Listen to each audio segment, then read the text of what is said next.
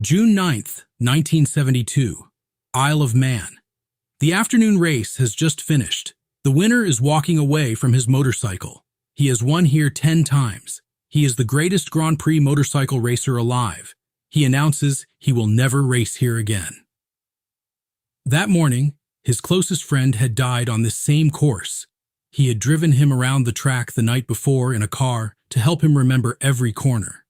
He had watched the 125 cubic centimeter race from the paddock, and then he had gone out and won his own race because he didn't know what else to do. His name was Giacomo Agostini. 15 world championships, 122 Grand Prix victories, the most successful motorcycle racer in history, and he was done with the Isle of Man. What followed was not just one man's protest. It was the beginning of a 4-year exodus that stripped the most prestigious race in the world of its world championship status and forced the sport to ask a question it had been avoiding for decades.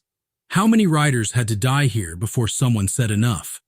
The Isle of Man TT Mountain Course is not a racetrack.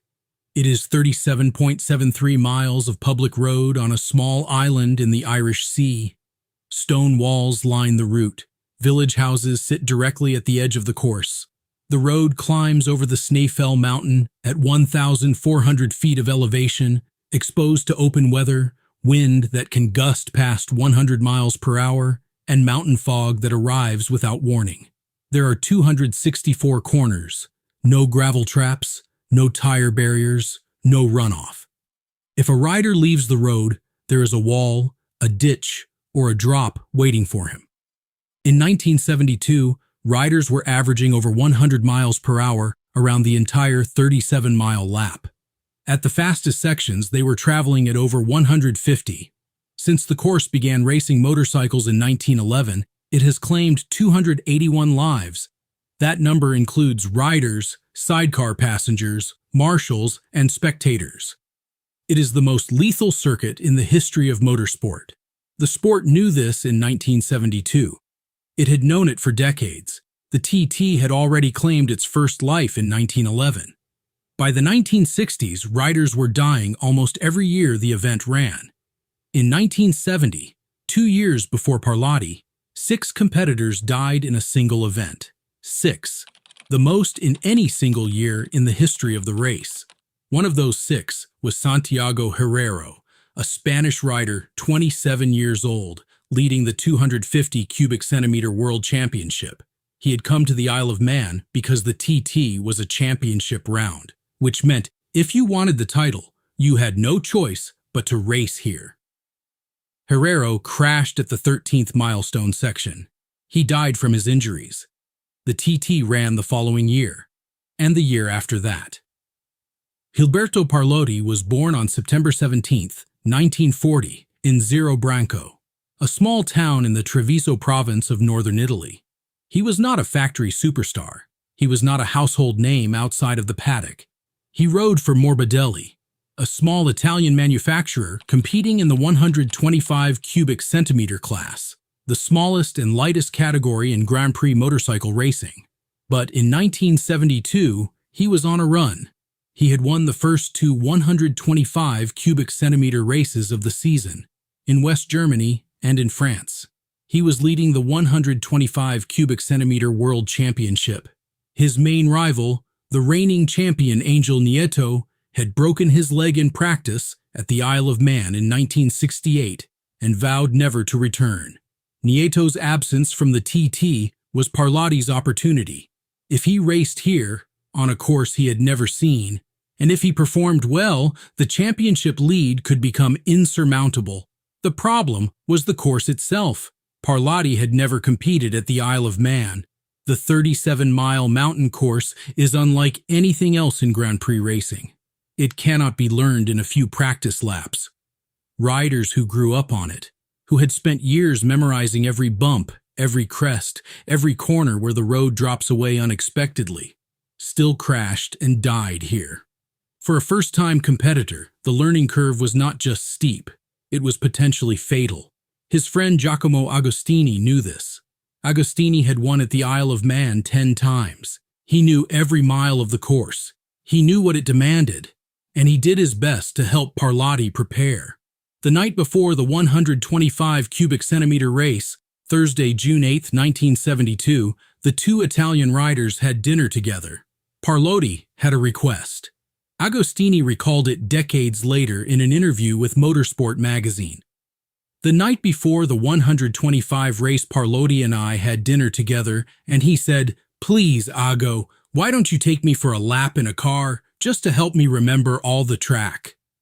I was very tired, but he needed my help, so we did one lap in the car. One lap of the mountain course by car takes approximately 45 minutes. It was late at night. The roads were dark. Agostini drove. Parlotti sat beside him and watched the corners pass, filing them, memorizing the lines, the breaking points, the places where the road narrows and the stone walls close in. He went to bed. He was leading the 125 cubic centimeter world championship. He was 31 years old. The morning of June 9th brought heavy rain to the Isle of Man. The ultra-lightweight 125 cubic centimeters TT was the first race of the day. It was scheduled regardless of the weather. The mountain course above 1,000 feet was wet. The road surface at the veranda section, a series of 4 fast bends carved into the edge of the Schneefel Mountain at 1,400 feet altitude between the 29th and 30th milestone markers, was wet stone.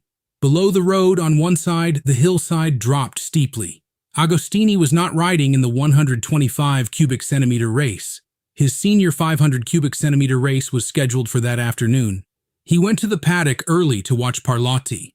My race was in the afternoon, but I went to the paddock early to see the 125 race, and everybody knows what happened. On his second lap, Gilberto Parlotti was leading the race. He had ridden the first lap faster than expected. He had learned the course well enough. From the car the night before, from the practice sessions, from the instinct of a man who had been racing motorcycles since his youth. He was in first place. He was on the mountain. At the veranda, the same section where the Isle of Man Highway Board had widened the road and made safety improvements just 2 years earlier, in the winter of 1970, after 6 riders died in that year's event, Parlotti's Morbidelli went off the road. He died from his injuries. He was 31 years old. He had driven these 4 bends in a car the night before. Agostini heard the news in the paddock. His senior 500 cubic centimeter race was still scheduled for that afternoon. He got on his MV Augusta. He went to the start line. He raced. He won. His 10th TT victory. The most of any non-British rider in the history of the event. He crossed the finish line. He climbed off the motorcycle. And then he said he was never coming back. What Agostini said after his 10th TT victory was not a statement released through a team press office. It was not carefully worded. It was a direct declaration from the most dominant rider in the history of Grand Prix motorcycle racing, made on the same day his closest friend had died on the same course. He would never race at the Isle of Man again. He considered the circuit too dangerous for international world championship competition. He went to the FIM, the Fédération Internationale de Motocyclisme, the governing body of Grand Prix motorcycle racing, and stated his position directly. Years later, he described what he had said to the FIM president. "I think the Isle of Man is the best circuit to ride in, the most exciting, but the safety is very bad. We'll keep the TT race, but take it out of the World Championship." This was not a small thing.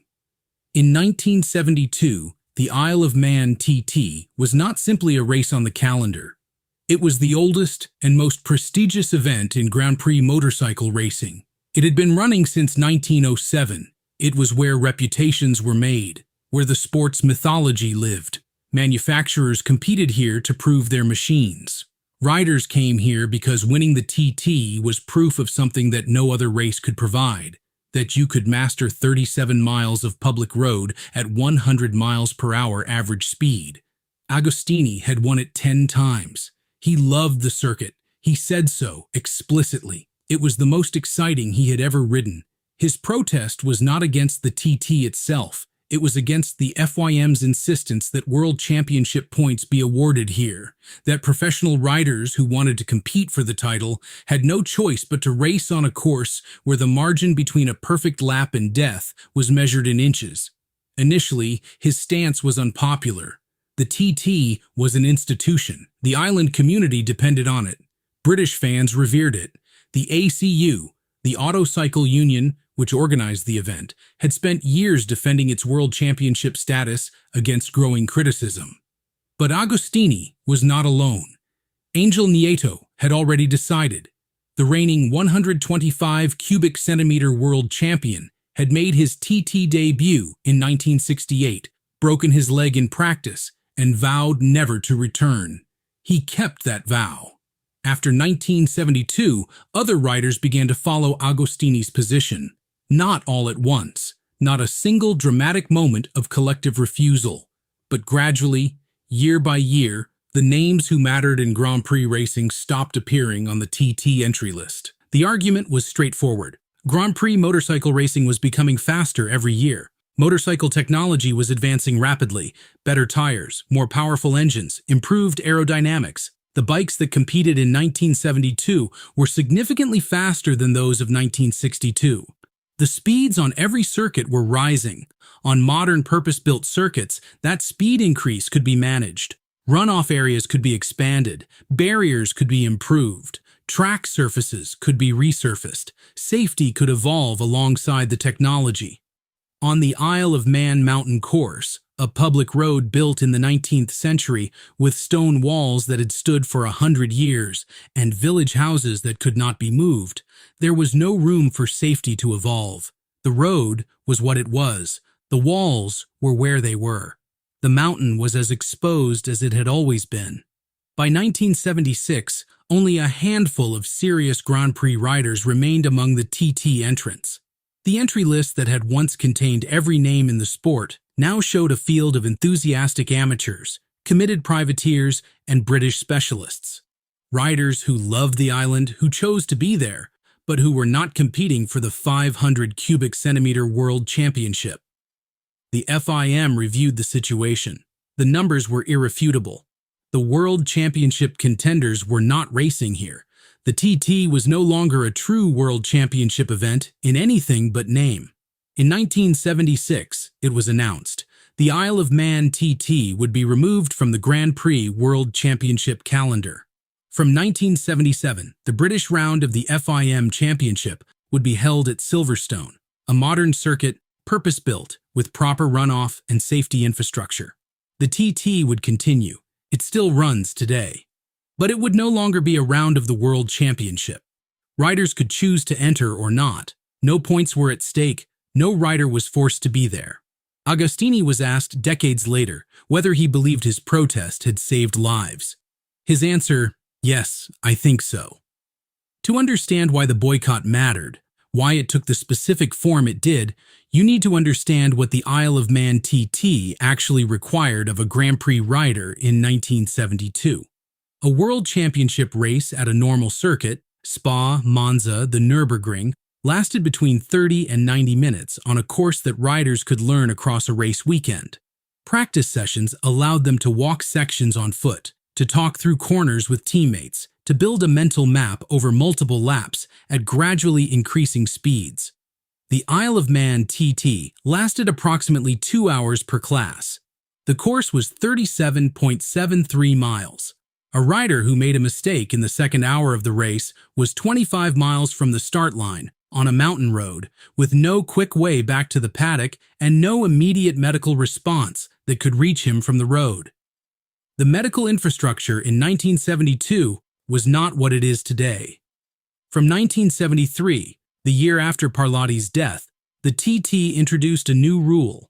If weather conditions would not allow a rescue helicopter to take off, the race would be delayed or canceled.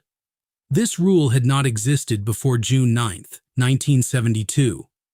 Parlotti crashed in heavy rain on an exposed mountain section at 1,400 feet altitude. The safety improvements made at the veranda in the winter of 1970, widening the road, cutting into the hillside, had been made specifically because riders kept dying there. 6 had died in the 1970 event alone. The improvements were made. Parlotti died at the same section 2 years later. This is what Agostini meant when he said the safety was very bad. Not that nothing was being done, But what was being done was not keeping pace with the speeds the motorcycles were capable of reaching, and that riders were being required, as a condition of competing for the World Championship, to accept a level of risk that no other round of the championship demanded. Santiago Herrero had been forced here by the championship. Parlotti had been drawn here by it. Nieto had been frightened away from it and never came back. The system was compelling riders to race on a course where the probability of dying was, by any objective measure, higher than anywhere else in the world. Between 1907 and 2025, the Isle of Man TT Mountain Course has recorded 281 fatalities. Riders, passengers, officials, spectators. It is not a record that any other circuit in the world comes close to matching. After 1976, Grand Prix motorcycle racing moved on. The circuits it raced on became safer year by year. Gravel traps, tire barriers, safer walls, medical helicopters on permanent standby, electronic timing systems that could detect a missing rider within seconds, airbag suits, full-face helmets that became standard across the sport. The death rate in Grand Prix motorcycle racing dropped significantly after the TT was removed from the calendar. The Isle of Man course alone had accounted for a substantial proportion of the total fatalities in the sport's history. Removing it as a mandatory championship event did not end deaths in the sport, but it changed mathematics.